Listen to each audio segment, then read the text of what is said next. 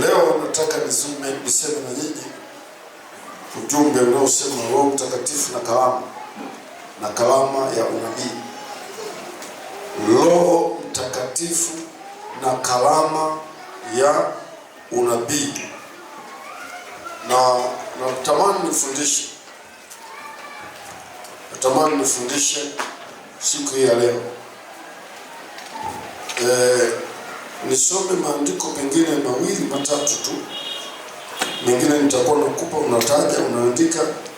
Kama utakuwa mvivu wa kusoma nyumbani, hiyo pengine ni sasa itakuwa ni hasara yako.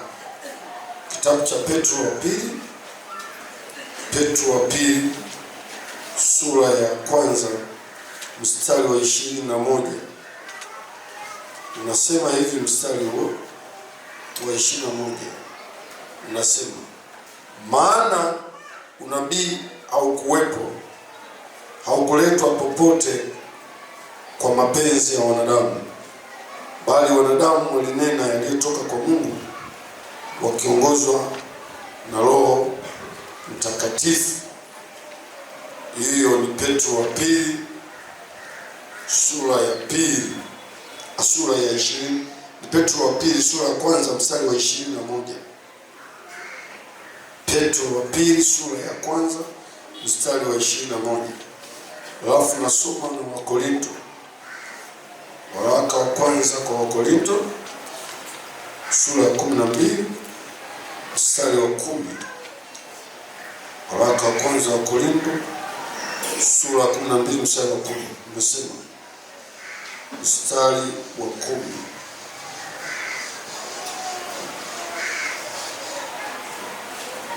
Unasema, na mwingine kalama, na mwingine matendo ya miujiza, na mwingine unabii. Jamani, amen. Mimi nataka dili na kitu kimoja tu, unabii. Na ndio maana nimesema ninataka kufundisha ujumbe unaosema Roho Mtakatifu na kalama ya unabii. Ijumaa nilizungumza kiwango cha mtembeo wa Roho Mtakatifu, na tulipitia viwango 4 vya mtembeo wa Roho Mtakatifu siku ya Ijumaa. Nikasema Roho ni yule yule, lakini power inatofautiana kati ya mtu na mtu. Kati ya mtu na mtu nguvu zinatofautiana. Na nilieleza mambo yanayosababisha kutofautiana.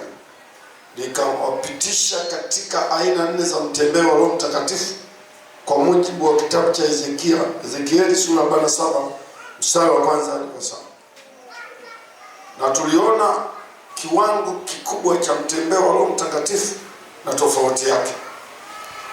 Viwango hivi vya nyuma ni viwango vya kubebwa, lakini kiko kiwango ambacho ubebwi na mtu, unakwenda mwenyewe. Na tuliona kwamba kwa mujibu wa Ezekieli, kila kina cha maji kilichokuwa tofauti na kingine hakikufikiwa bila kupiga hatua. Kutoka kina hadi kina kulikuwa na dhiraa, kwa vipimo vya zamani dhiraa 1000 ndio unakikuta kina kingine. Na nilisema hakuna mabadiliko kama hakuna kupiga hatua. Huwezi kubadilika kwa kufanya jambo lile lile. Ili uende kwenye kina kirefu, unapaswa kupiga hatua kuelekea huko kwenye kina kirefu. La sivyo, kama unataka ukutane na kina kirefu, hapa uliposimama penye kina kifupi, utakuwa unakumbwa na mafuriko. Kuna maji ambayo hayaeleweki yametoka wapi, ndio sasa yatakufikia yaongeze kina, na maji hayo kwako sio salama, yatakuzoa tu. Lakini sitaki nirudi huko. Ukienda kwenye peji zangu za mitandaoni, utaona mahubiri hayo yatakusaidia kupiga hatua. Japokuwa nimeshajua wengine ni wavivu sana, hampiti huko kujifunza, hata kama kuna wakati mnakosa fursa ya kufika darasani.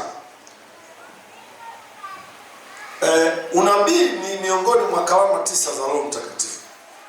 Kwa mujibu wa kitabu hiki cha Korinto wa kwanza sura ya 12, hapa pamefafanua kalama 9. Na hizo hizi karama huwa tunazigawa mafungu matatu, yaani kila kundi la karama zinaenda tatu.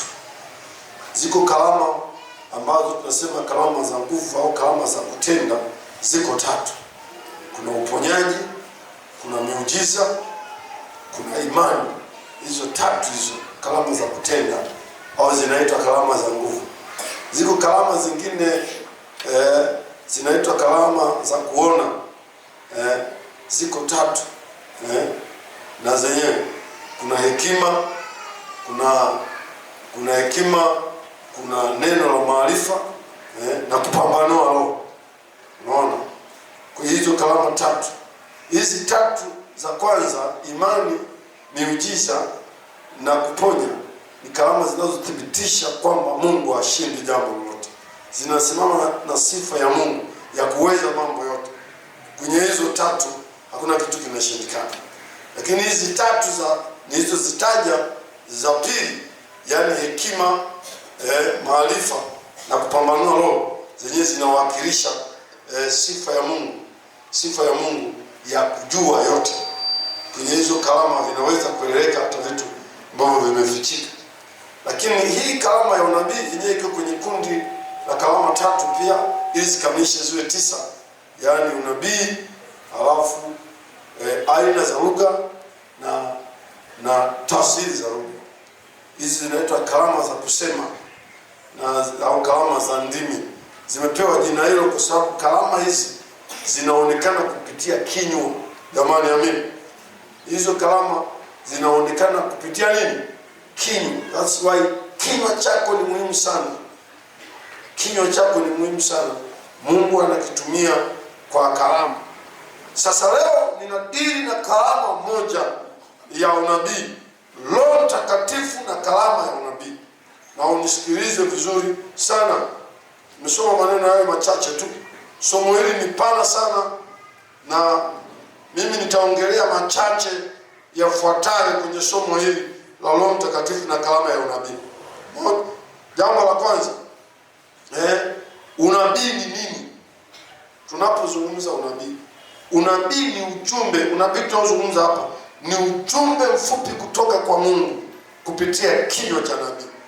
Ni ujumbe mfupi kutoka kwa Mungu kupitia kinywa cha nabii. Hii karama ya unabii inayozungumza hapa sio mahubiri. Ni ujumbe mfupi kutoka kwa Mungu moja kwa moja kupitia kinywa cha nabii. Ujumbe huu tunauita sauti ya Mungu kabisa. La sivyo mhusika wamekosea. Tofauti na mimi ninapohubiri, Mungu anaweza kusema na wewe kupitia mimi, lakini kwa maneno ambayo yanatoka kwenye kinywa changu tu, ya hekima inayotoka kwenye kinywa changu. Lakini unabii ni kifurushi kinatoka kwa Mungu chenye sentence kamili inayoeleweka, ambacho kinapita tu kwenye kinywa cha mtu. Huyu mtu hana maarifa nacho kabisa. Watu wa Mungu, naeleweka? Kuna kitu nakuletea kinakusaidia kutoka kwa Mungu, lakini kinapitia kwenye maarifa yangu mimi ambayo Mungu amenipa, au uwezo wangu kuelewa maandiko, au uwezo wangu wa kujifunza. Unaweza kusema Mungu amesema nani. Lakini tofauti na unabii, unabii haufunzwi, haukaririshwi. Ni kipande cha maneno cha ujumbe kinachotoka kwa Mungu moja kwa moja, ila tu kinapita kwenye kinywa cha nabii. Jamani, amini. Ndio nachotaka kuzungumza siku ya leo. Lakini jambo lingine, je, unabii upo hata leo? Unabii upo mpaka leo? Unabii huo, ujumbe mfupi kutoka kwa Mungu unaopita kwenye kinywa cha nabii, upo mpaka leo? Tunasema jibu ndio, upo. Kilichoondolewa ni ofisi ya nabii. Nisikilize, unabii upo mpaka leo. Kilichoondolewa ni ofisi ya nabii. Hebu sema ofisi ya nabii. Leo hatuna nini? Ofisi ya nabii. Sasa nataka nifafanue mambo matano kwenye hilo ofisi na manabii. Nataka nizungumze vitu vidogo vidogo, karibu vitatu vinne hivi, vitatu nadhani, vitatu hivi. Moja, tofauti ya nabii na ofisi. Tofauti ya nabii na ofisi ni hivi: nabii ni ule ujumbe anaotoa, ofisi ni ule umiliki wake. Jamani, amina. Ofisi ni nini? Ni umiliki. Wewe ukitaka kama unafanya shughuli za counseling, wewe ni kansela, unafahamika kwa kazi yako ya counseling au ya ushauri, lakini watu wangetaka wajue nini? Ofisi yako. Kwa hiyo nabii katika Agano la Kale sio tu alitoa ujumbe, alikuwa na ofisi mahali anapopatikana, na ile ofisi inaonyesha umiliki wa kile kinachofanyika, kwamba ni mali yangu. Yaani mtu hawezi kupata kitu kingine chochote mpaka aende kwenye ofisi husika. Sasa hiyo ndio tofauti ya unabii na ofisi ya nabii. Kwa hiyo ofisi ya nabii iliondoka, yaani hatuna mahali pa kwenda tumpate nabii kwenye hiyo ofisi, tumkute ana ujumbe wetu kutoka kwa Mungu, na bila kwenda hapo hatuupati. Na mtu ananielewa? Na hicho ndio kitu wanachokifosi leo. Hicho ndicho kitu wanachokifosi leo. Yaani kwa maana nyingine, unaweza ukatoka nyumbani kwako kuja kwangu kutaka neno la Bwana kutoka kwangu na ukalikosa, kwa sababu mimi sina ofisi ya nabii. Mungu sasa hajaruhusu unabii umilikiwe na mtu fulani kiasi cha kwenda kumpigia magoti. Bila yeye hatuwezi kupata ujumbe kwa Mungu. Kuna mtu ananielewa? Ndio maana unaweza ukachomoka nyumbani kwako ukasema Mungu amesema na mimi. Ipo haipo? Ndio maana unaanza kama umekaa kwenye kiti huko, Mungu amesema na wewe huko. Ipo haipo? Kwa hiyo mwelewe, ofisi ya nabii iliondoka, haipo. Mungu hajataka huduma hii imilikiwe na hao watu. Hicho kipindi kilikuwa ni kipindi cha adabu. Yaani mifugo yako imepotea, unaenda kwa nabii. Nabii ilikuwa dili. Ndio maana yule mtumishi wa nani wa Elisha aliona huyu vipi, mbona anazingua, anachelewesha. Mtu ametoka huko, ni mtu mmoja tu anayefahamika, ni Elisha. Huwezi kwenda kwingine. Kwa hiyo yeye akikwambia subiri mpaka kesho jioni, ni kama fulani ya kongembo ya kienyeji. Mungu akaona hapana, na watu wenye heshima kama Elisha walijua kumrudishia Mungu tukufu. Lakini wako baadhi, hebu fikiria kama sasa hiyo ofisi angeipokea mtumishi wa Elisha anaitwa Gehazi. Tungepona, tungekoma. Leo huyu unaenda kwenye ofisi ya nabii anayeitwa nani? Gehazi.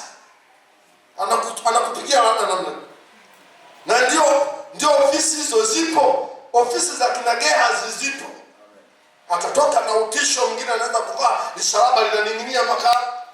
Akifanya hivi basi anasema, "Wanataka makubwa sana wale kutoka. Nimekuona tu nyota yako imefikiwa sehemu." Na unaona huyu ndiye anayeniambia mimi kuhusu maisha yangu, ananinabiia.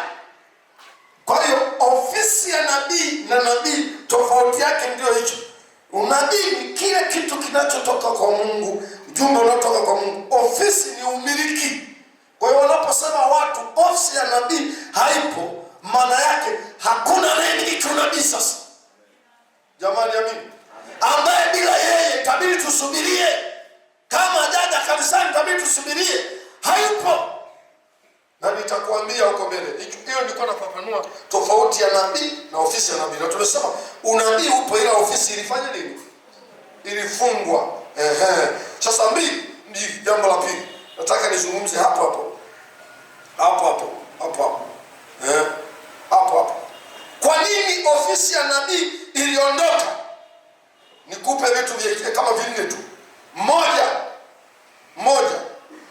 nini ofisi ya nabii iliondoka? Mungu aliamua kuweka ukomo. Mathayo 11:13, naomba nyinyi mshike maiki ikiwezekana mtasoma. Mungu aliamua mwenyewe kwamba sasa naweka ukomo. Ofisi ya nabii ishia watu kujua, ili nipate neno kutoka kwa Bwana. Ujumbe kabisa, muelewe naposema neno kutoka kwa Bwana, sio la hekima la kukufundisha. Sio la kuishi na ndoa njema na mke wako.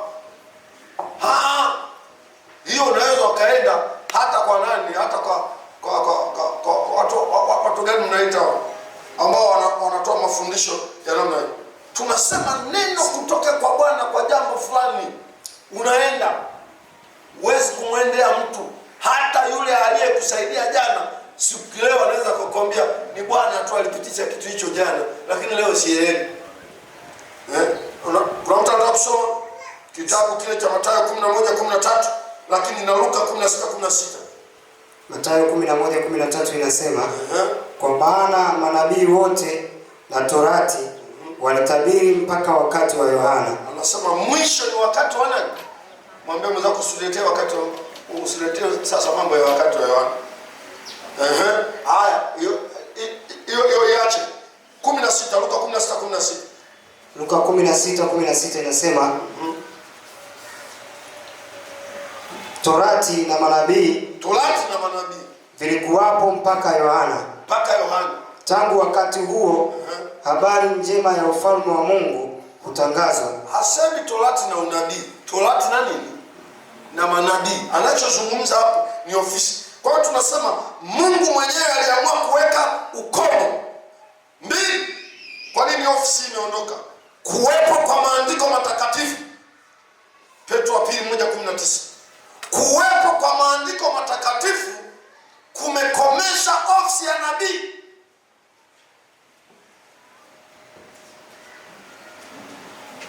Hilo andiko naomba lisosomwe nikueleze linasemeje.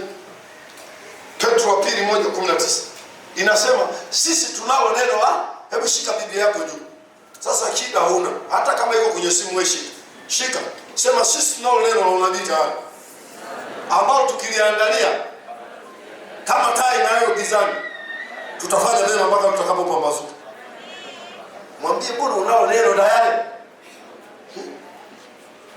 Ndio maana mimi niko gazeti, na hata kama uko hapa nikueleze. Nyinyi mnayesoma sijui fulani bin fulani alienda kusimu, sijui akafanya hivi, afu mnakariri. Sijui hapa kama unaona hapa ndio watu watakaopita ambao hawaimbi kwa bio kanisani. Sijui wao wanataka neno gani lingine likueleze mbingu? Jamani, Biblia haijatosha kukuambia mbinguni kukoje. Haijatosha. Tunaenda leo wapi? Chalinze. Nini? Kuna mtu ametoka mbinguni kabisa anataka tuambie mambo ya mbinguni.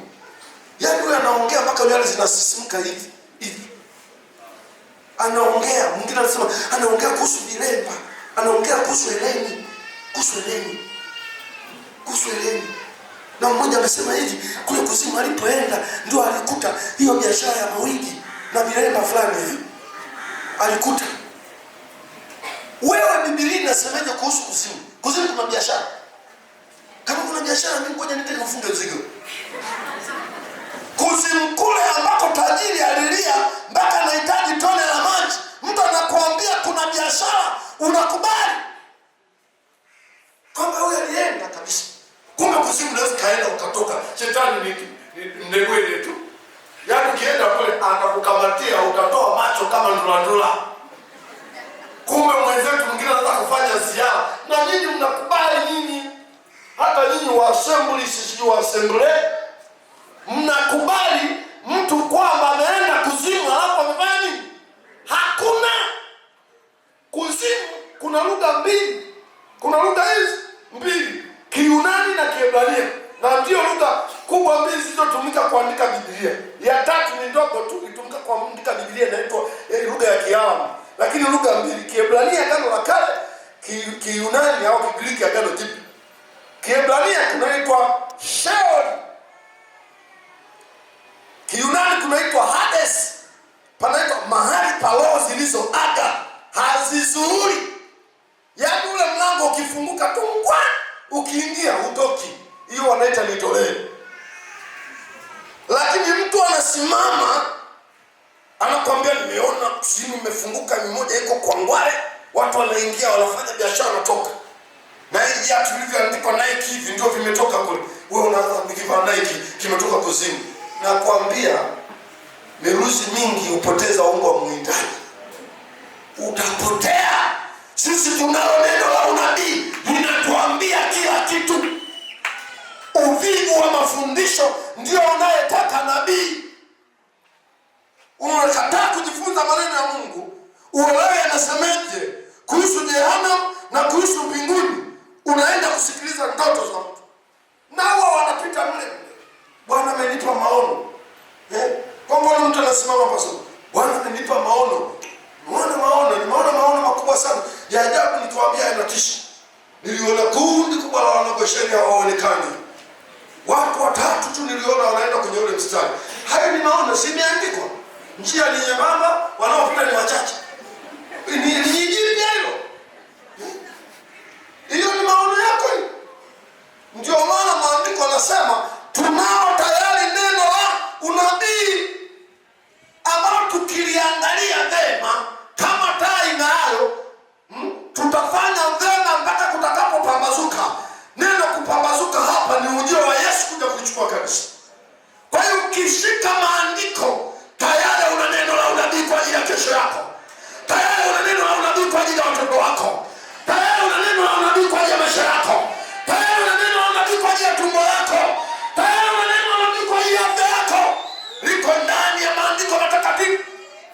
Hakuna kitu ambacho Biblia haijasema, kiwe cha leo, kiwe cha chike, kiwe cha kesho. Wewe unapita kwenye giza nene, maandiko yanasema. Watu wa kuasi, maandiko yanasema. Watu wapotea baki peke yako, maandiko yanasema. Hili ni neno la unabii. Ndio lilofanya ifungwe ofisi ya nabii. Kwa sababu watu wanalo neno tayari. Wakisoma Mungu anaongea nao. Kwamba hapa haya maneno yaliyoandikwa hapa na maisha yako yako tofauti. Tayari haya maandiko yanawanabiia. Mwambie jirani yako, Biblia neno la Mungu linaninabiia. Linasema unapoguswa pale, hii ndio neno la unabii. Hicho ni kitu. Sababu ya ngapi ya kufunga ofisi ya nabii? Na mmeandika Petro wa kwanza 1:19, si ndio? Sababu ya tatu ni kumwagwa kwa Roho Mtakatifu. Yoeli 1:28. Kumwagwa kwa Roho Mtakatifu. Kumwagwa kwa Roho Mtakatifu. Yoeli anapoona Roho Mtakatifu amemwagwa, anasema wana wenu na nani? Na binti wanafanya nini? Na kazi ya nabii ni kufanya nini? Na hii ni sababu nimeiweka tatu tu hapa, sio ni ya tatu, lakini ipaswa kuwa ya kwanza. Ipaswa kuwa ya kwanza. Kumwagwa kwa Roho Mtakatifu. Maana kwa nini nasema hivi? Yoeli alisema haya maneno. Na kwa nini kumwagwa kwa Roho Mtakatifu? Kwa sababu nyenzo iliyomsaidia nabii kutoa unabii alikuwa ni nani? Roho Mtakatifu. That's why zamani Agano la Kale, miongoni mwa watu wachache sana kidogo waliopata Roho Mtakatifu walikuwa ni nani? Manabii kwa muda.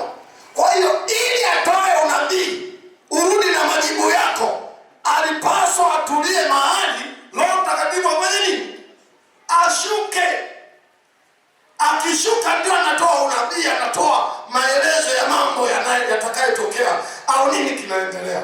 Alafu Roho anaondoka. Muulize jirani yako, wewe anashuka kama Agano la Kale au wewe yuko pamoja kila siku? Tunawauliza, wewe anashuka kama Agano la Kale mara moja au anakaa na wewe siku zote? Kama anakaa na wewe siku zote, nani mwamba kati ya nabii wa Agano la Kale aliyokaa kwenye kimti asubirie Roho Mtakatifu mpaka ashuke atoe unabii? Wewe unashinda naye, wewe unalala naye, wewe unatembea naye. Wewe unahitaji kija chetezo. Wewe unahitaji kupewa nini? Nasema walikuwa na kuditisha na imela ili ubae Roho Mtakatifu angalia aseme huyu amekaa sawa, sasa niingie. Wewe ni papa. Lazima umemfukuza Roho Mtakatifu mwenyewe. Kwa hiyo kumwagwa kwa Roho Mtakatifu kumefunga ofisi ya nabii. Atajivunia nini na sisi nayo?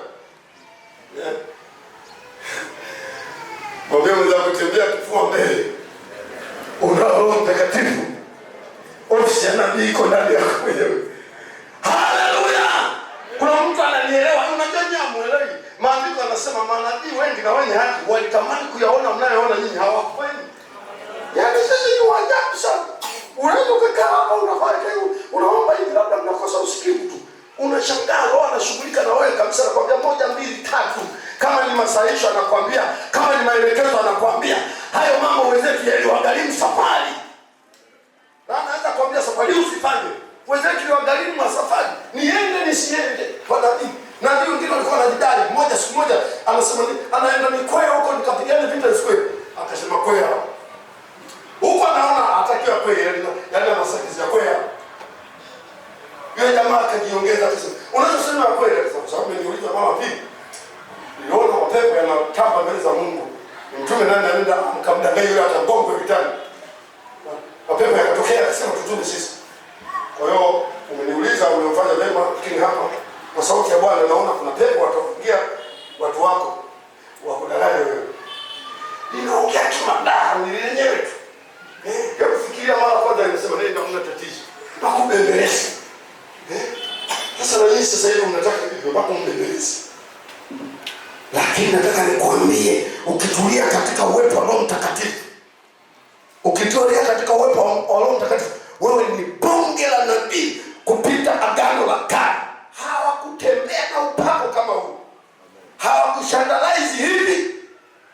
Iliwahi kutokea siku moja wakashandalize kwenye hema ya kukutania. Wengine wakaonekana wanashandalize kwenye majumba yao. Mtu mmoja akaenda akamwambia Musa, "Zuia wale wanapiga kelele." Musa akasema, "Mimi natamani hii hali ingekuwa kila siku." Ikaondoka toa. Haikurudi mpaka Musa anaondoka, haikurudi. Sisi hata sasa tukitesti tena hapa sasa hivi. Sasa hivi panachafuka hapa. Haleluya! Tuko nyakati nzuri sana sisi. Kwa hiyo umwaliko wa Roho Mtakatifu umefunga ofisi ya nabii, kwa sababu nabii alitegemea Roho Mtakatifu. Sasa Roho Mtakatifu yuko na wote, mpaka hausigeni yuko naye, mpaka kibarua beba zeke yuko naye, mpaka mzibua vyo tena anajaziwa huko kwa wanapozibua vyo. Sisi mimi nimpongeze, mtumie nafasi hii tu kumpongeza askofu wangu Dr. Barnabas Mtokabali. Amepitisha wainjilisti. Unajua mimi ni mwinjilisti wa taifa, tuko wengi, lakini mwanzo ule ilikuwa inaonekana mwinjilisti kama jamaa mmoja kutokea mfanye hivi. Sasa hivi uinjilisti hivi naona kama kuja kwa hivi, unasema mwinjilisti wa taifa. Sasa kufanya vile ni kama kumeshusha kiwango cha uinjilisti, lakini kimeondoa kupandisha nini mabega. Mwinjilisti wa taifa sasa hivi wakati huo kama ndio ningekuwa mimi nimewahi kipindi hicho, anakukola mtu anakuambia uje kwangu. Waulize wazee wa zamani, unaweza unakata tiketi ya kwenda na kurudi, na ikiwezekana unatuma na hela ya kuacha nyumbani. Sasa hivi wewe fanya jeuri huko kwamba tumeni hela ya kuacha nyumbani, wanaita meli, anaenda na sketi yake. Na saa zingine haya mwinjilisti makubwa haya yakiondoka hata matokeo hayaachi. Wale ni uongo. Anakuja tu hapa anashinda Kariakoo, anashinda Sinza, akija madhabahuni anakumbuka tu andiko moja linasema hili, mwanamke anayetoka damu. Wale muongelee yule mwanamke mpaka anasema kilichonifuata nimfuate Yesu ni nini? Ningejinyamazia tu. Mwanamke anayetoka damu, anayetoka damu kila siku huyo. Sababu anashinda na zulula, kifika hapa naelewa hii nilipiga sehemu ikaleta mwamko, anapiga hiyo. Pitisha wainjilisti mwakague kama anaweza kusimama akamwambia mtu habari njema, maana uinjilisti ni kumwambia mtu habari njema za Yesu na kumwalika kwenye toba. Mwinjilisti kilinga wako wa section, wako wa kanisa la pamoja, wako wa jimbo, wako wa taifa. Na unaweza kubaki wa taifa sasa hivi wako wengi. Unaweza kubaki tu wa taifa mwaka mzima huko tu. Wa taifa hawakuiti utaifa popote. Wanasema na kiburi fulani, mbona tumeshaonyeshwa naye ni mwinjilisti. Alafu sasa anachokifanya na tutuma majimboni. Tukivamia sehemu kama sasa nimepata ratiba, kuna safari moja ya kwenda Babati. Tumeomba twende, tukienda kule tunatingisha ile Babati. Sasa unashangaa huyu ametokea wapi? Chalinze. Huyu Chanika anaandika huyu. Chanika kunatokea mhubiri. Nilimuona. Ndiyo Mungu alichokifanya kwenye Agano Jipya. Ameondoa umiliki wa karama ya unabii, ameimwaga kwa wote waliojazwa Roho Mtakatifu ili kuondoa kiburi na kupandisha heshima. Na kazi ni kubwa. Kama mpaka leo tungeachwa manabii wawili tu watatu, Tanzania nzima awepo Elisha. Ili tungefanyaje? Elisha tu ndio mnaenda mnamiminika kwake. Na mmejaa mke wengi, alafu ana watumishi wanaitwa Gehazi. Kwa hiyo kabla hujakutana na leo unakutana na Gehazi, tungekoma. Lakini Bwana wa neema amelihurumia kanisa, ameamua litembee na mtembeo wa Roho Mtakatifu. Sio wa kukopa, sio wa kuazima, wa kukaa na sisi nyakati zote. Ili atubrief yale mambo ambao manabii wangetubrief kwa vyeo vyao. Jambo lingine, hiyo ndio ofisi ya nabii. Nimezungumza mangapi? Kudhihirishwa kwa Yesu aliye nabii mkuu. Ibrania 1 sura ya kwanza hadi wa pili. Kudhihirishwa kwa Yesu, yani kuwekwa kwa Yesu wazi. Yani Yesu angewekwa wazi kama vile alikuja kuzaliwa duniani. Alafu bado kuna ofisi za manabii. Unaonaje? Ukitokea mgongano kusingetokea mgongano. Kwa hiyo Yesu naye katika huduma yake alikuwa duniani anaheshimu naye ofisi ya nabii. Niliwahi kwenda Uganda. Utawala wa Uganda wanaofurahia watu lakini sio mzuri. Kule yule rais wanasema ili aendelee aliamua kuachia machifu. Sasa kuna wakati rais anataka kutembelea sehemu ya chifu anataka kutembelea. Sasa machifu wengine nilipokwenda walikuwa wanadai madai makubwa. Chifu mmoja alidai kule Uganda kuna wenyewe wanakutana na hii ziwa la nini inaitwa ziwa nini? Ziwa Victoria. Sasa kuna chifu mmoja alikuwa na bwawa lake kubwa sana pale mjini Kampala. Sasa yeye anataka achimbiwe mfereji uende mpaka ziwa Victoria. Anataka kwenda mtoni aanzie chumbani. Amepeleka bajeti serikalini. Kwa hiyo machifu kule na wenyewe wanapeleka bajeti, lakini wizara ambazo serikali inazo na machifu wanazo zile wizara. Kwa hiyo serikali na wizara ya afya na chifu na wizara ya afya. Sasa yeye ya waganga wa kienyeji hiyo anajua yeye. Na anapokwenda wabunge wanapokwenda kuomba wanapokwenda kusemea watu wake na chifu anaenda kusemea watu wake. Machifu wale sio mmoja, wamechanana wamegawana Uganda. Kwa hiyo matumizi ni makubwa mno. Labda iwe leo, lakini nimefika mpaka chuo kikuu kile cha Makerere. Nilikuwepo pale, kuna chuo kimoja kinaitwa Glad Tidings. Nilikuwa nataka kusoma kwa jirani na Makerere. Yaani ukiangalia kile chuo sijui akilingana hata cha Kampala hiki cha sisi. Labda wao wameboresha sasa. Hospitali niliziona zingine za udongo. Shule hizo za ajabu. Walimu mpaka na viraka. Lakini nashangaa anapita chifu. Anapita chifu. Sasa siku moja ndio mmoja akaniambia akasema hapa kuna mgongano. Mlaisha anataka kuja hapa, chifu amesema labda badilishe swali. Nina mazungumzo na mimi na watu wangu. Na unajua wale watu wanaweza kumsikiliza nani kati ya rais na chifu? Unafikiri watamsikiliza nani? Watamsikiliza chifu. Yesu akasema hao manabii nikiwaacha nafasi yangu haitaonekana. Ndio maana kwenye kitabu cha Ibrania inasema hivi, Mungu yule ambaye zamani alinena nasi kupitia manabii, sasa ananena kupitia jina la mwana wake Yesu Kristo. Maana yake manabii anabaki Kristo Yesu peke yake.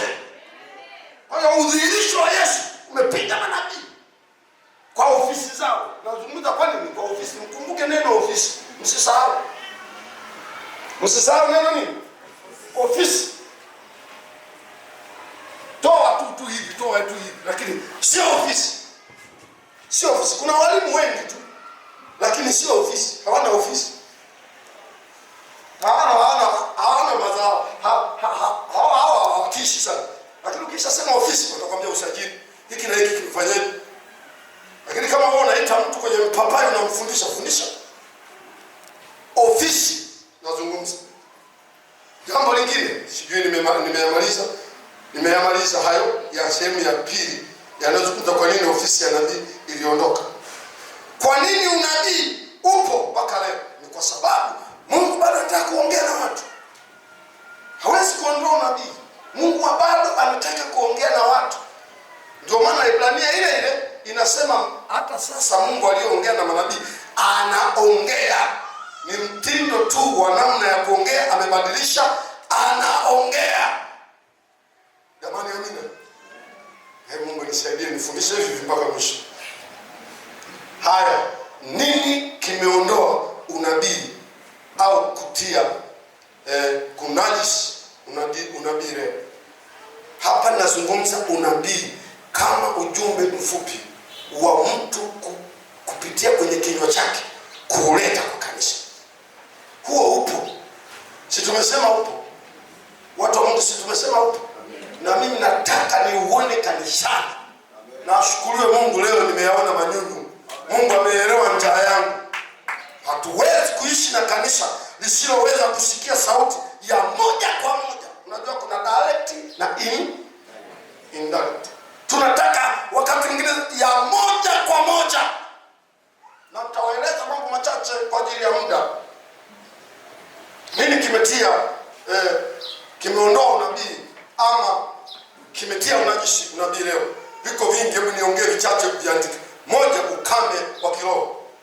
Kwa sababu unabii unazaliwa kwenye mafuriko makubwa ya Roho Mtakatifu. Ukame wa kiroho.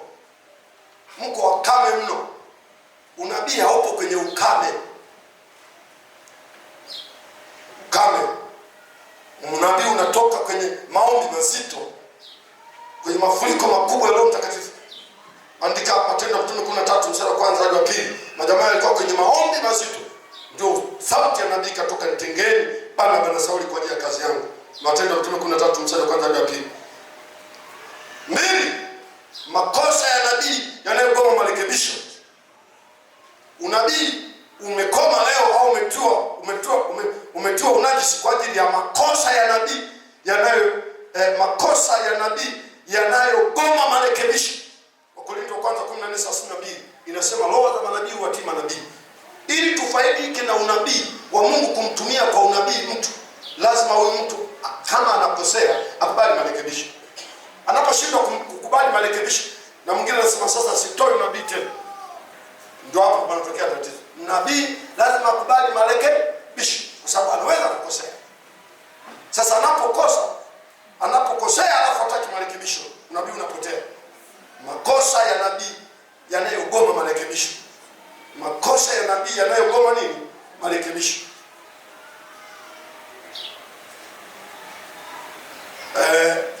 Nimewaambia Wakorintho wa kwanza 14:32. Tatu, maisha ya unafiki ya watu wa Mungu. Maisha ya unafiki ya watu wa Mungu. Maisha ya unafiki. Leo tuna watu wanatamani kutumiwa na Mungu sana, lakini wana shida kwenye maisha yao. Wana shida kwenye maisha yao.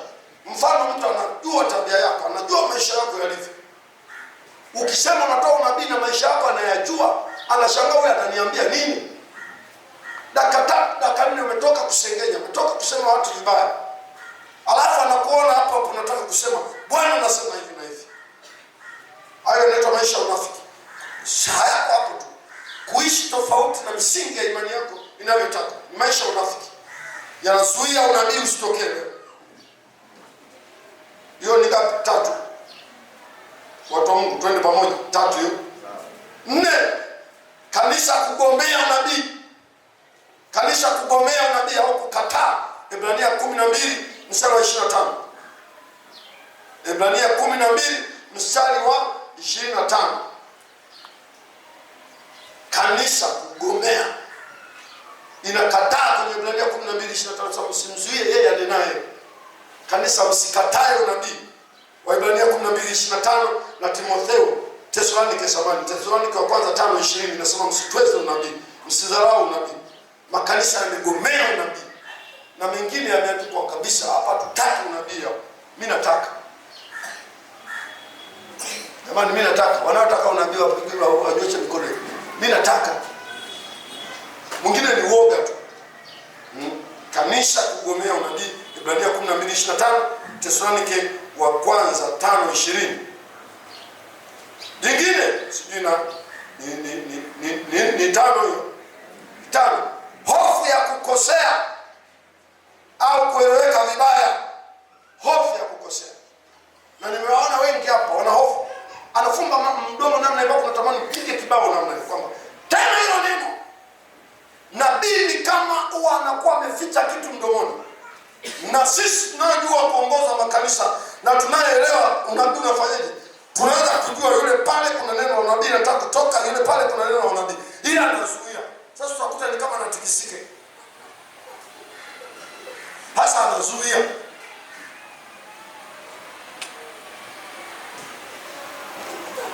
Sasa naomba msizuie. Mwambie mwenzako usizuie. Usikae. Yaani kitu kimefumba hapa. Kinasema sema. Wakati mwingine kinaanza na kunena kwa lugha.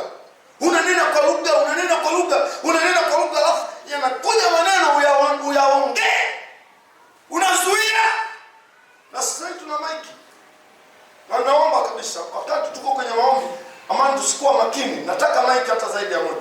Kuna wakati namtuma mtu peleka pale kwa sababu mtu kama anatoa unabii kule, hawezi kusikia huko. Kitu kingine nakiongelea hapa mbele. Acha kukosea. Kuogopa kukosea. Kama uko tayari kusaidiwa, utasaidiwa kuliko kuzuia ujumbe wa Mungu.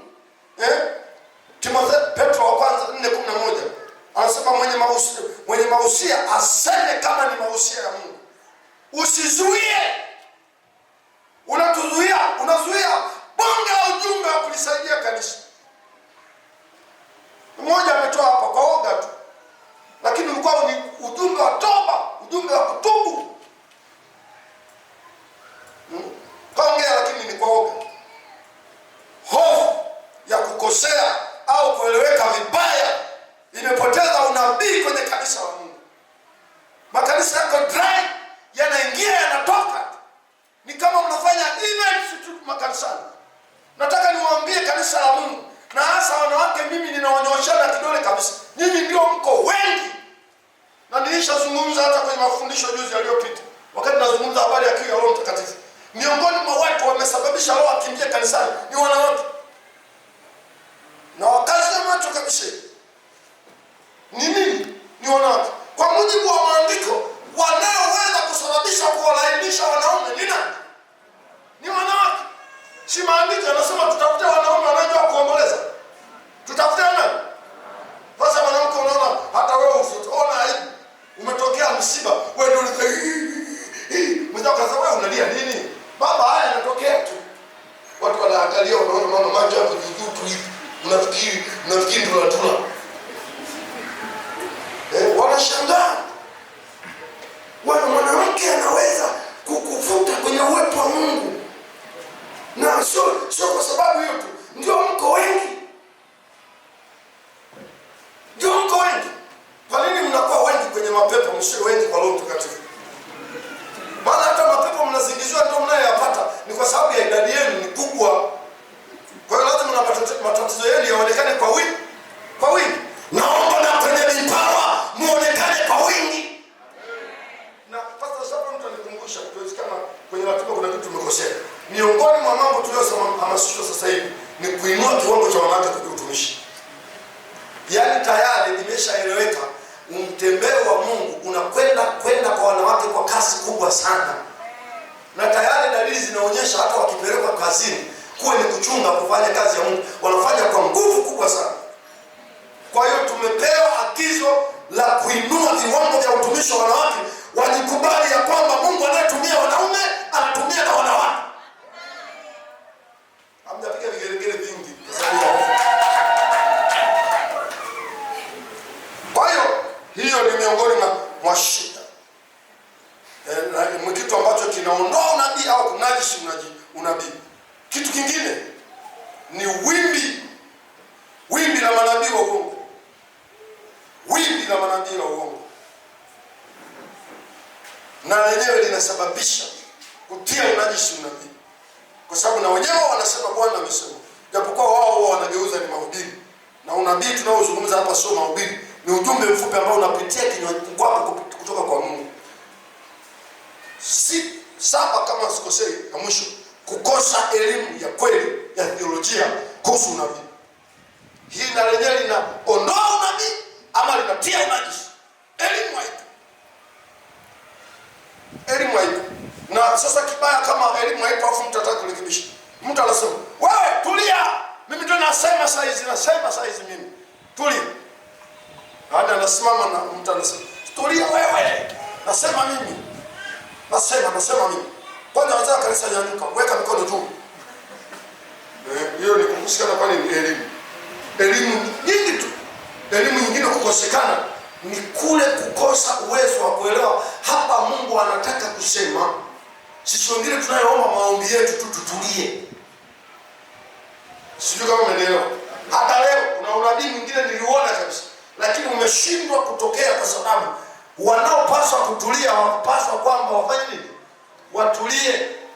Kuna eka zingine za Pentecoste ni kukosa shule. Kwa mfano umepita hapa mbele mimi nakuombea. Wewe kama umekuja hapa punguza maombi, umekuja kuombea. Wewe ni Alfa Omega, wewe ni mwanzo na mwisho. Ninakuamini sana. Utenda kwa Yakobo, Mungu ashakibisha kinalelezo. Kama unajua majina hayo yote ubaki kule nyuma. Wewe umekuja hapa mimi ndio nikueleze. Mungu anaitwa Jehova, anaitwa El Shaddai. Nikueleze nini? Sasa wewe unaanza hata mwanangu yule, tumaini yule mbaya. Wale hapo ukuja kuomba, umekuja kuombea. Sijui kama unanielewa.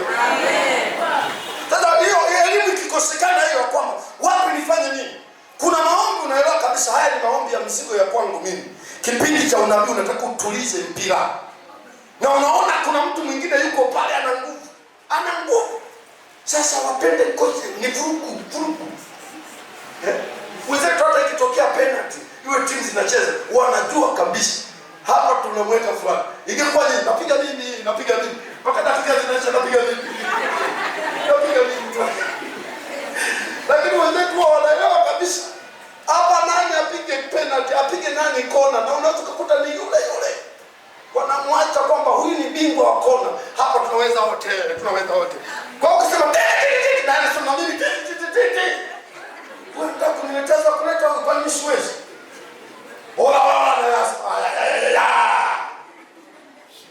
Sasa hii ni kukosa elimu. Maandiko pale yanaposema wanene wawili watatu, lile eneo alikuwa anatoa Paulo mafundisho ya namna ya kuachilia unabii utoke. Unabii hauwezi kutoka katika kunena wote kwa nguvu. Ukishaona kuna mtu ana power ya kunena kubwa zaidi, elewa kuna kitu Mungu anataka kusema kupitia hili. Na Mungu ni mwaminifu sana. Ukiachia nafasi yule anaweza kutoa ujumbe, akitoa ujumbe anatulia, mwingine anayetaka kumtumia Mungu tena unakuta amenyanyuka kwa nguvu. Sasa wengine ndio hivyo hawaelewi. Hivyo. Sasa ndio unakuta mwingine anasema nyamaza. Hapa naongea mimi tu. Hamna adabu kabisa. Sasa tunamuuliza na wewe roho anatuambia tuna adabu. Kukosa elimu. Kukosa nini? Elimu ya theolojia kuhusu Mungu anaposema. Mimi naomba niwape elimu. Kila wakati tunapoingia kwenye maombi, pakifika mahali pa utulivu, una kitu kinafukuta ndani yako, kinazidi wengine, kiachie. Una neno linatoka kwenye kinywa chako kabisa, sio lako, kilizuia linatoka tu, liachie. Unaona umemaliza, nyamaza, usitengeneze shairi. Unabii sio mashairi, kwamba kila nikisema nasema kama mnataka mali mtaipata shambani. Kauli baba mmoja kutoka safari ya mbali, kavimba yote mapaja na kutetemeka mwili. Watoto wake wakaja ili kumtaka hali. Lakini unamalizia kama mnataka mali mtapata shambani. Unabii ukisema unapumua yanakuwa yameisha. Mungu anaweza kunyanyua mwingine pale. Kama nataka kanisa liongee, mwanabii waongee wawili watatu, atanyanyua mwingine. Sisi wengine mnakuwa muombi. Unaweza kuomba hata kimya. Sisi tumejifunza, lakini unaelewa kabisa mimi hapa sina kitu. Kuna mtu ana kitu. Na kiongozi anabaki kuangalia mwelekeo. Maana na sisi wakati mwingine tunaangalia mwelekeo. Mtu mwingine anaweza kusema anatupangizia muda tu, kumbe alishakwazwa huko, analeta hasira kanisani.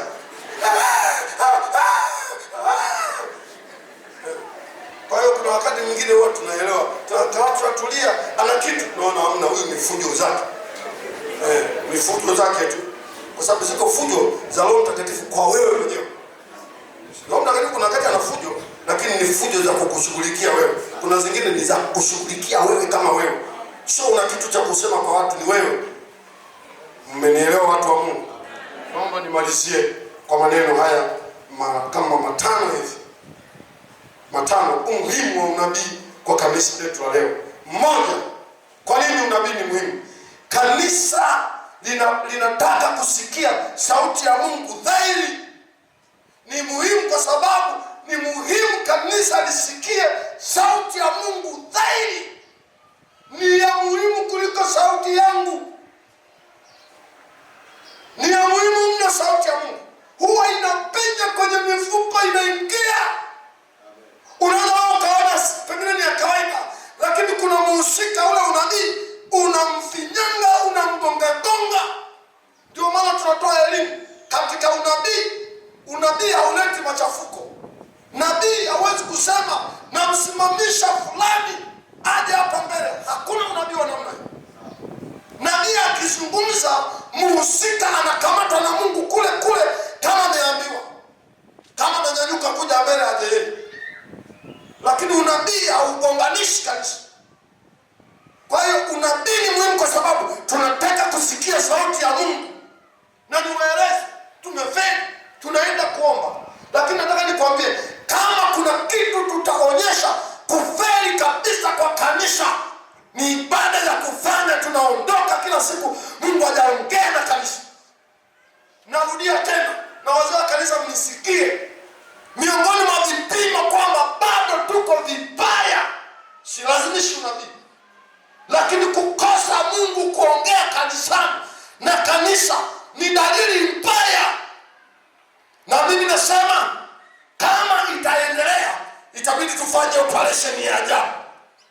Operation ya kina Joshua ya kubaini ni nani aliyechukua lipuko katika mji wa Yeriko. Hatuwezi kukutana watu zaidi ya 500 alafu Mungu akose cha kusema. Sio Mungu ninayemjua mimi. Sio Mungu ninayemjua mimi. Sio Mungu ninayemjua mimi. Tunahitaji kusikia sauti ya Mungu. Tunahitaji kusikia sauti ya Mungu. Tunahitaji kusikia sauti ya Mungu. Lakini kwa nini ni muhimu pia? Jambo lingine, ili kanisa lionywe. Maana kazi ya nabii ni kuonya. Matendo ya Mitume 15:22. Ili kanisa la Mungu lionywe, sio kusikia sauti ya Mungu tu. Unabii unaonya. Na maonyo ya unabii sio maonyo ya kulemba. Maonyo mazito yanaingia mpaka kwenye mifupa. Yanagawanya nafsi na roho. 3, ili kanisa lipate mwelekeo na nini cha kufanya. Nabii anaonyesha kanisa mwelekeo. Kwa mfano Matendo ya Mitume 13:2. Nabii alitoa mwelekeo kwamba sasa nitengeeni Barnaba na Sauli kwa kazi yangu. Matendo ya Mitume 13:2. Matendo ya Mitume 11:28. Nabii kupitia Hababu alisema kuna njaa itatokea huko mbele. Hapa pote tunapata mwelekeo. Tunahitaji nabii tupate mwelekeo. Tupate mwelekeo. Nabii anaweza kusema mmepungua katika viwango vya kunitumikia. Nabii anaweza kusema jitakaseni. Tupate mwelekeo. Hilo ni jambo la 3. 4, unabii ni muhimu ili kanisa lifarijiwe. Kazi ya unabii pia ni kufariji. Matendo ya Mitume 27:25. Wewe unaoneje unapita kwenye magumu, alafu Mungu anasema niko pamoja na wewe, usiogope. Utaogopa? Niliwahi kutoa unabii mimi siku moja, nilijitolea mwenyewe na nika experience kwamba unaweza ukajinabia wewe mwenyewe. Tazama mimi niko pamoja na wewe siku zote hata ukamilifu wa dani. Napita kuna giza, mbele sioni, nyuma sioni. Huduma yangu naona inataka kwenda kuishia hapa. Kazi ya unabii ni kufariji kanisa. Kuchukua Matendo ya Mitume 27:25. Wakati wako chomboni, chombo kimepigwa na upepo. Paulo anasema tukakata tamaa ya kuokoka. 17:25 Matendo. Mungu akaweka ujumbe kwa Paulo, akawaambia wanaume, changamkeni. Kutwa kucha wako kilindini siku kadhaa, siku nyingi, siku ngapi zile? Wako kilindini. Wewe ambao unataka kupigwa na upepo wa mbisho, huwezi kujua. Mimi niliwahi kukutana na kisanga hicho, nakwenda tuna nini? Nakwenda wapi? Hapo wapi? Zanzibar. Niliamkiwa shikamoo na bibi wakubwa walikuja. Shikamoo baba, nisaidie. Sasa nikamwambia nitakusaidia, ni ng'ombe langu. Nisaidie baba, nisaidie. Linakuja wimbi moja, naposema linakuja hivi. Wamegawiwa mifuko wa mama pale, kila mtu na mfuko wake anahangaika nao. Nikasema kama usafiri wa meli ni leo mwisho. Nilikaa sasa siku zote nawaza, hivi narudi na meli. Wakanitia moyo, wakasema siku hazifanani, hiyo siku ilikuwa mbaya. Sasa hiyo ni masaa. Hawa walikaa masiku, wakakata tamaa ya kuokoka. Ni jamaa linaitwa Paulo, lililojaa Roho Mtakatifu, likasimama mbele zao, likasema wanaume, changamkeni, hakipotei kitu hapa.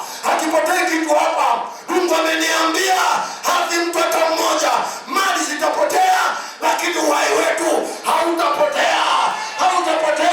Ijapokuwa aliyotwanga akasema nipasa mnisikilize kule nilivyowaambia. Unaona yale maneno yanafariji wahusika na wao wenyewe wanafarijika. Maana pale sasa walikuwa wamebaki, kila mtu anataka nipe mwiko niendeshe nini. Hali ni mbaya, wanapigwa na upepo, wanakwenda huko. Unabii unafariji. Unabii unafanya nini? Unafariji. Kwa hiyo tunahitaji unabii ili kanisa la Bwana lifarijiwe. Lakini mwisho, tunahitaji unabii ili kanisa liwekwe wazi kwa lile lisilojulikana. Yako mambo tunaweza kuwa tujui, lakini God, Mungu ni technology, anajua yote, na karama zake zinathibitisha sifa yake ya kujua yote, ili tujue vilivyojificha. Sasa hivi tunafanya kazi ya kupekua tabu tu, unafikiri kuku, lakini unabii unafichua vilivyojificha. Na si kama watu, hatuwezi kuwa sana na Mungu kujua kila kitu. Wewe kama unajua hujui mtoto wako, unabaki unamsifia tu. Unasifia tu, hujui. Hata akikwambia mimi kwa upande wa mwanangu, kwa kweli naona mnaongea vibaya tu. Kweli.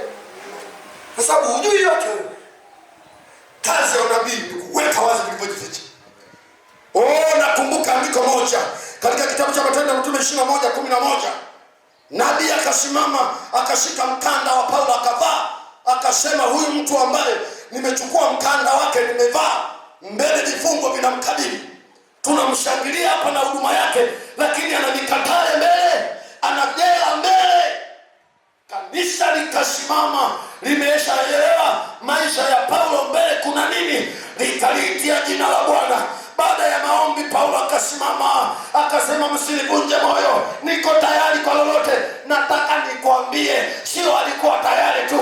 Nabii aliposema yale maneno yalimpanga Paulo kwamba kumbe Bwana nataka nipite vita hivi, nitavipitia kwa sababu Bwana amesema. Kwa hiyo kila anachopita Paulo anajua Mungu amefanya nini, ameniambia. Lakini ilikuwa imefichika. Majamaa anasherehekea pale, kumbe mnasherehekea mwenzenu ambayo jela iko hapo dakika chache. Na ilikuwa vile kama nabii alivyosema, chukua mkanda akavaa. Sasa kulia akisema huyu hapa nimevaa mkanda wa kanisa. Usione kanisa likajua mapito hapo. Unaweza kusimama pale ulipo. Shanda la bakayas. Naona nguvu ya Mungu iko hapa.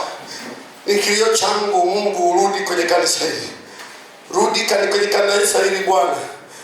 Wewe uliyetembea na mitume, wewe uliyetembea na kanisa la kwanza. Ni kilio changu Bwana, rudi kwenye kanisa hili. Rudi kwenye kanisa hili Bwana. Rudi kwenye kanisa hili Bwana. Naomba tunyenyekeze mbele za Bwana muda huu. Naona nguvu kubwa iko hapa inatembea. Naona uwepo wa Roho Mtakatifu uko hapa. Naona utembeo wake uko hapa. Naona nguvu zake ziko hapa zaidi kabisa. Naona ziko hapa. Tumejitesa siku hizi 21 yasiwe mateso. Mwisho wake ashirie mrejeo mkubwa wa nguvu za Mungu. mrejeo mkubwa wa nguvu za Mungu. Watu wa Mungu, tukienda hivi bila nguvu ya Mungu, hapa ni godown tula mihogo hivi. Tukienda hivi bila nguvu za Mungu, hii ni dini nyingine kama zilivyo dini zingine huko. Nguvu za Mungu ndio peke yake zinatutofautisha kati ya sisi na wale. Nguvu za Mungu ndio zinazotuandaa kwa ajili ya unyakuo. Nguvu za Mungu ndio zinazoachilia hofu. Kemenemo shandaraba yandoro shika. Riko na manasita rabakanda rabasika. Sikata moninda rabayanda rabasika. Sikipo cha mananjo bosi. Lika manando rabasika. Usisubiri, Roho Mtakatifu asubiri. Kama unafungua mambo, fungua tu. Kwa sababu hana madhara kwako. Hana madhara kwako mpaka ujishauri kwamba sasa nimfungulie, nimeshakaa sawa. Fungulie tu, haijalishi ndani kuna makokoro, atatoa mwenyewe.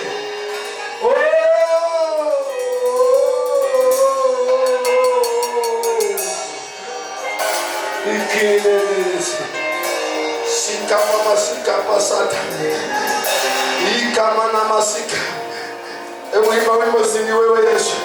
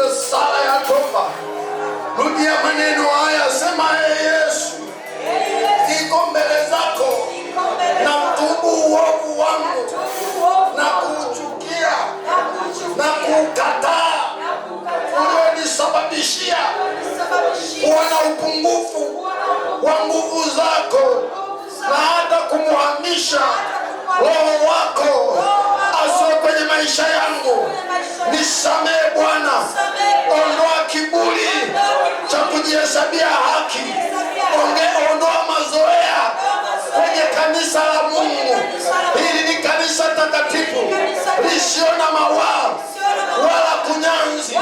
Ninakuja kwako kwa toba, ninajifahamu mwenyewe na wewe unanijua. Nitakase kabisa. Ninaona dalili ya kuzikosa mbingu. Ninaona dalili ya wewe Mungu kuhama kwenye maskani yangu, kwenye hekalu langu. Ndio maana ninatubia, ninakuja kwako. Achilia mtembeo wako wa Roho Mtakatifu. Nataka niabudu katika roho na kweli, na niwe na uwezo wa kusikia sauti yako. Inua vinywa vya manabii, inua vinywa vya manabii, kikiwepo kinywa changu, kuleta ujumbe kutoka mbinguni. Haya, omba mbele za Bwana. Abokabashika mondete likamanda konatiteki ramo kama njindo redede ringa mara gorereseke injiritoriasa injiritoriasa injiritoriasa injiritoriasa rapa kachomenendaba. Iko nguvu hapa, ukiondoka huna wewe, lakini iko nguvu, iko nguvu, iko nguvu. Nimelala saa 9 leo usiku, nimelala saa 9 leo usiku. Niliuona mwagiko mkubwa ambao Bwana anataka kumwaga kwa watu wake. Nimeamka asubuhi, nimechoka sana, nikamwambia Mungu, nini hii? Saa 9 saa 11 nimeamka, nasoma, naona nguvu za Bwana, naandika na wewe, nafunika daftari, nauona uwepo wa Bwana unatembea, naziona nguvu za Mungu zinatembea. Ziko mahali hapa, hazitasaza magonjwa, hazitasaza kesi, hazitasaza ufukara, hazitasaza wasiwasi. Wewe jaa nguvu za Mungu, jaa nguvu za Mungu, jaa nguvu za Mungu, jaa nguvu za Mungu, jaa nguvu za Mungu. Roho za mashetani na mapepo zinatoka hapa, roho ya majini na vijamkela vinatoka hapa. Rabo kamanda raba yako vesika raba nako neme shekemetaria riku nikanda manda nanana yekekekekekekekeke yekekekekekekekeke ndalabakanda labashaka ndalabakanda labashaka. Kuna wakati napoliangalia kanisa, moyo wangu nauma, moyo wangu nauma. Kwa nini Mungu amenipeleka kuchunga kanisa? Maana ninayaona mengi, ninayaona mengi ambayo sikutaka niyaone.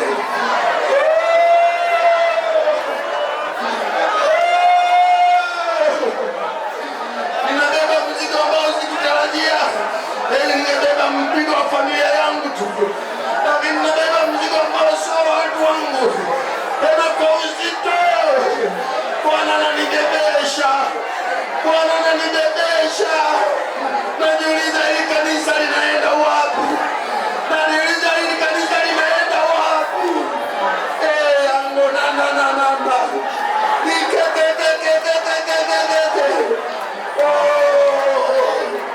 wako wapi waaminifu wa Bwana, wanaotembea na Bwana pamoja na mapito yao?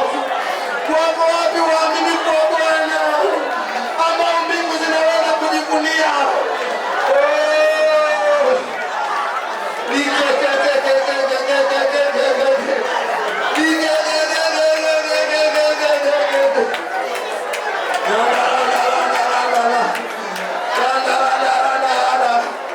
Sasa makanisa yanaendeshwa kiufundi, yanaendeshwa kimbinu, yanaendeshwa kisayansi, yanaendeshwa kiteknolojia makanisa.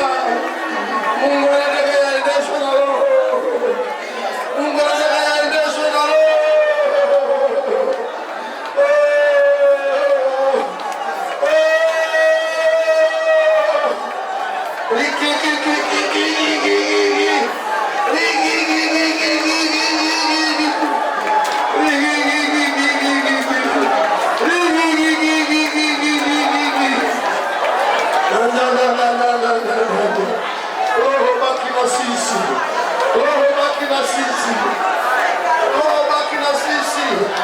Tumeshajua bila wewe hatuwezi. Baki na sisi Roho. Baki na wazee wangu wa kanisa hawa. Baki na wazee wangu wa kanisa hawa. Baki na mashemasi wangu hawa. Wajue mzigo walioubeba ni mkubwa. wenye watakuja kutoa hesabu mbele zako. Baki na viongozi wa idara hawa, baki na praise team hii Bwana.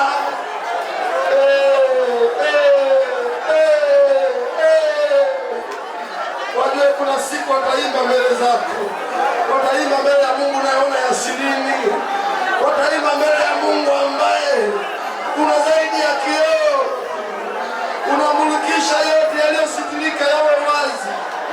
Baki na praise team hii Bwana.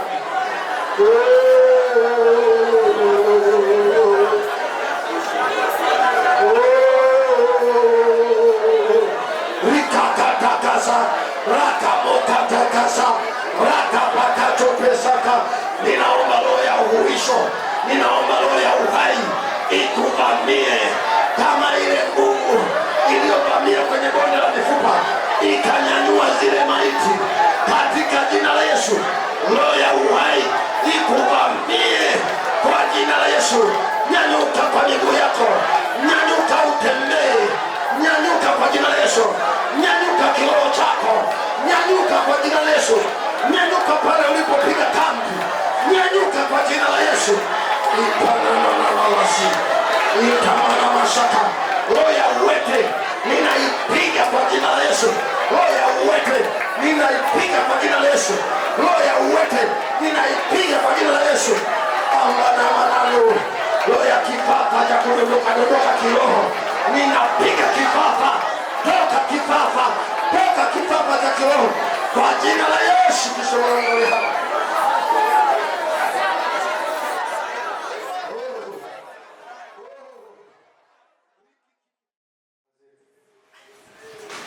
Ni nini wateule wa Bwana? Ni nini? Haraka. Kristo leo anataka mambo ya haraka. Kila wakati tunataka kwenda haraka. Sina shida na haraka, hata mimi naipenda. Lakini haraka itakizana kabisa na kusikia sauti ya Mungu. Tunamuona Elia kwenye pango, alitulia kwa muda tu. Ulikuja upepo, Mungu hakuwa kwenye upepo ule. Kwa maana alipaswa kutoa muda mkubwa wa utulivu asikie Mungu anasema. La sivyo angetoka pamoja bila kusikia Mungu amesema nini. Au pengine angefikiri upepo ule ndio Mungu au moto ule aliouzoea ndio Mungu. Kumbe vyote alivyovizoea. Tumezoea tutaimba wimbo wa kwaya kanisa, kwaya nini. Hivyo ndio ilivyomtokea Elia hivyo. Alikuwa amezoea moto, kila wakati moto. Kama mimi nabii wa Bwana, moto ushuke. Pangoni kulishuka moto, lakini Mungu hakuweka kwenye moto. Haraka. Haraka. Nimepata jumbe tofauti hapa tunapoenda kumshukuru Mungu. Zipo jumbe za kutia moyo na ziko za kuonya. Zipo za kukubali maombi kwamba nimesamehe. Lakini Mungu anadai utakatifu kwenye kanisa lake. Mungu anadai utakatifu kwenye makundi. Kuna wengine wametamkwa kama makundi.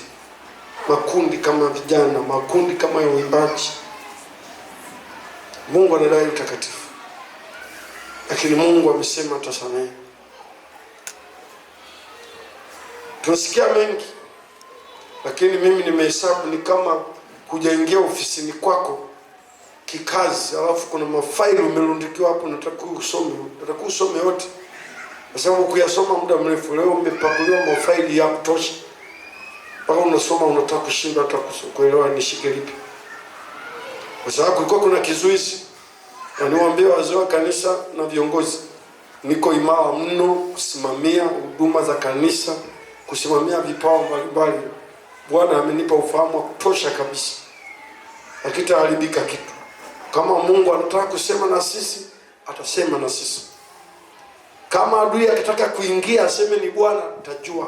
Sababu tunajua Mungu anasema na sisi kwa namna gani. Naomba tu nyinyi ambao mnatumiwa na Mungu muelewe hakuna ofisi. Tunaposema hamna ofisi, sio kila siku tutamsikiliza Upio, sio kila siku tutamsikiliza Mama Gereki, sio kila siku tutamsikiliza fulani. Kwa hiyo kuna wakati anaweza kumtumia wa kushoto, wa kulia, wa wapi. Japo kwa wakati mwingine watu wengine hujirudia kwa sababu Mungu anakuwa ameshawatengeneza na wameshakuwa tayari. Lakini sio ofisi kwa maana umfuate nyumbani. Ukimfuata nyumbani, umuulize kesho juu chochote. Hapa kuna ujumbe tu umepita ndani yake, aseme na wewe. Nyosha mkono, mwambie Mungu, tumesikia sauti yako, tunaomba tusamehe na asante kwa ajili ya faraja ulioachilia kwetu. Baba Mungu wa mbingu na nchi, tumesikia sauti yako. Tuko tayari kutembea na wewe. Asante kwa sababu umetuonya. Asante pia kwa sababu umetufariji. Asante kwa sababu umesema umejibu maombi, umelisamehe kanisa. Asante kwa ajili ya nguvu ambayo utaendelea kuliachilia kwenye kanisa hili. Asante kwa ajili ya utiifu tutakao kuwa nao kwa Roho wako Mtakatifu. Katika jina la Yesu Kristo. Amen. Naomba tukae.